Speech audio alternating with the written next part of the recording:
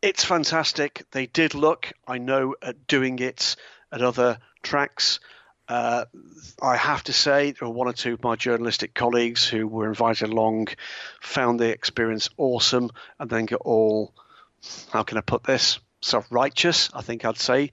Having enjoyed thoroughly the experience, then were particularly kind of prissy about the way in which it was reported. That didn't help, and I think the rather European attitude to health and safety nowadays didn't help either. But you know what? We're going to Japan in a couple of weeks' time, and we're going to do it again. So yes, we're going to do it, because I'm not aware that anybody's actually ever ended up on a bus with a ball of flame down the start-finish straight, because generally speaking, if you give these racing drivers instructions on pain of death, they will not drive into the side of a bus. They generally aren't going to do that. So we are going to do it there. I'd love to see it happen elsewhere. Feel free to tell the championship organizer of your choice that you think that's a great idea. Send them pictures of the cars on track. Send them copies of the video and ask them what they think. Because you know what? Access is good. Access is fine. And anything we can do to get more people coming to see this fabulous sport of ours is fine by me. People mess about with it. If anybody breaks the rules in it, they'll get sanctioned, and they damn well should be. But in this instance, I can tell you it really was as much fun as I made it look. And I'm intending to have exactly the same fun again this time, if they let me go on the bus. They'll let me go on the bus. Do you think the prissy ones were just upset because they were forced to strap on adult diapers before the bus ride for fear of losing all bowel control with cars zooming by that fast? I'm not going to name names because it wouldn't be fair to John. But to actually say that you know, they didn't quite see the appeal, then going on the bus and saying it was wonderful, but afterwards, under whatever pressure that they felt, to actually write, you know, oh, safety, and come on, man, it's been going on for decades. You know, the reality there is that you've either got to grip these things and go with it, or you've got to take a stance to start with. But, you know, to go and enjoy it yourself and then decry the possibility for other people to do it, I think was particularly, not a fan. But no, if you get a chance, come to Japan. Go to a Super GT race. It is done by lottery, by the way. There is so much demand. It's done by lottery.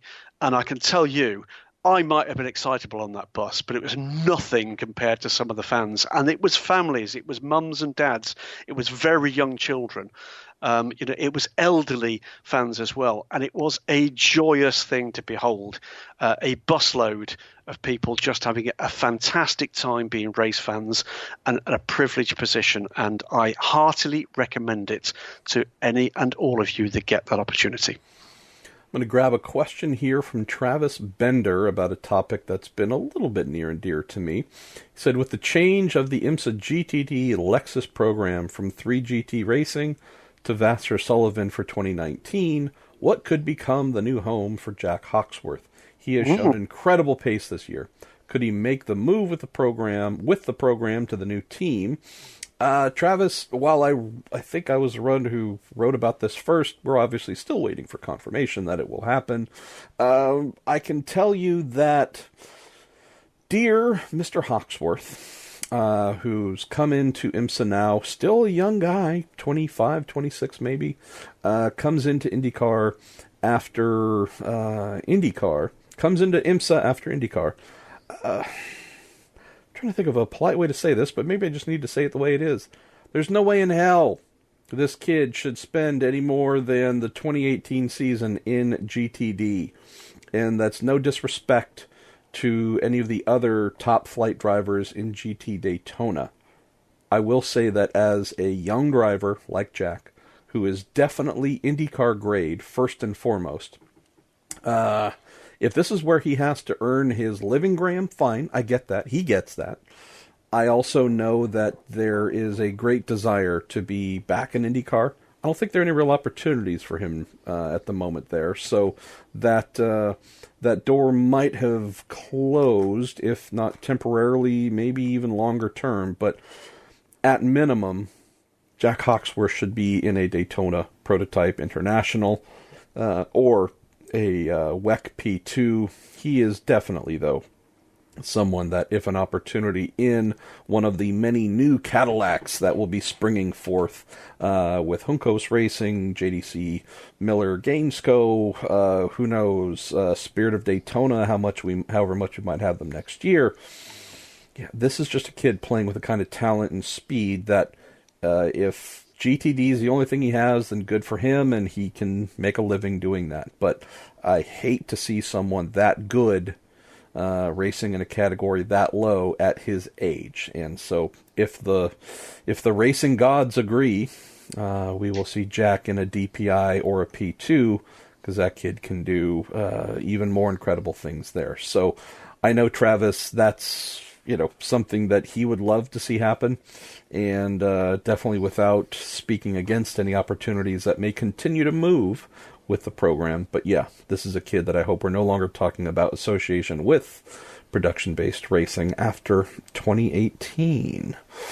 Let's see. Let's move to the next question from Theodore Karuper. Paul, I think we might have met recently, and if not, then I'm having another brain fart. It says, Graham and Marshall, any word about increased or decreased Honda/Acura involvement in the various GT3 series around the world? He says, I was bummed to hear that the Hart team would not race at Petit Le Mans. I can tell you, Graham, that I know there's an announcement on Friday at Petit Le Mans that might be in this general sphere Mr. Kruper is asking about, but I don't know of anything involving increased or decreased efforts. Well, it's a customer-based car, so you'd hope to hear that more people are buying them. I don't know if that's going to be anything related to an announcement, but I do think that we might hear about the cars being even faster or maybe even more competitive. Well, I think it's certainly we can say in the European side of things and beyond North America, which effectively is the home market for the car. Cars are built in the US, are they not, MP? They are in Ohio. Yeah, so certainly JAS, who are the Honda partner in Europe and effectively globally outside of North America, have had the cars in a variety of races. There was the fabulous Castrol-looking Castrol livery car that raced at Spa. We've had a car at the Suzuka 10 Hours. A car had its debut in the International GT Open, which, if you're not familiar with that is effectively a rival series to the Blancpain series in Europe.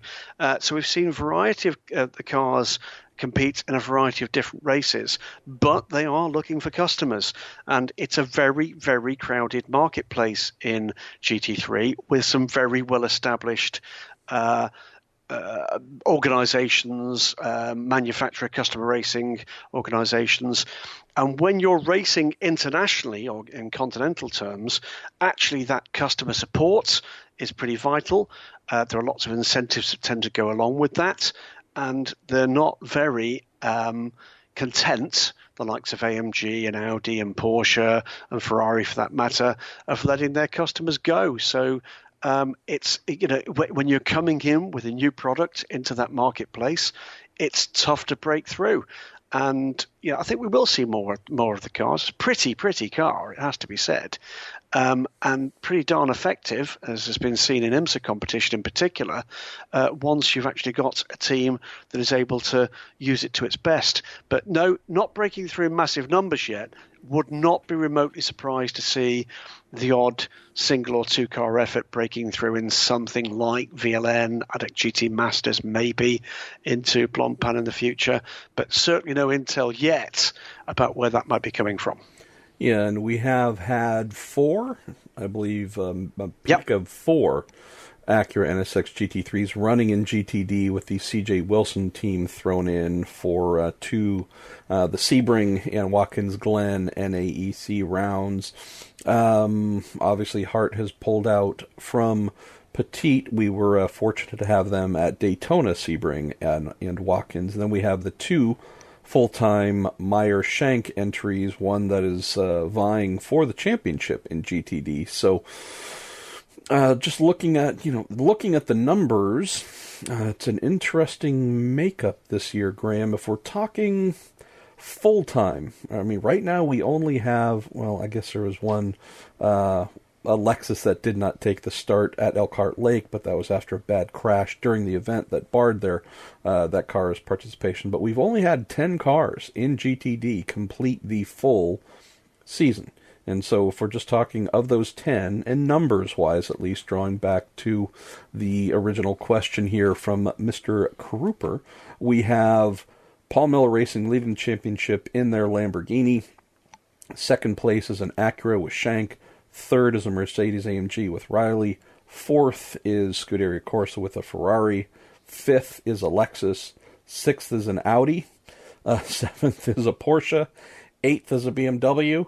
The top 8, unless my brain just farted, the top 8 are all distinct brands. So we don't have a lot of doubling up of, or we don't, frankly, just don't have a lot of one manufacturer either towards the front or locking up the middle. I mean, you go Audi, Acura, Mercedes-AMG, Ferrari, Lexus, Audi, then you go to 7th with the Wright Motorsports Porsche, 8th right now with the Turner Motorsport BMW. We have to get to 9th, honestly, where we have the first duplicate, that being the second Shank Acura, and then 10th with the second Lexus. So the fact that we have 2 of anything in the series right now is full-time, is maybe a pretty good thing to say. I mean, we've got the 2, quote, semi-factory Lexuses Lexusized. I've still never figured out how to say that correctly, but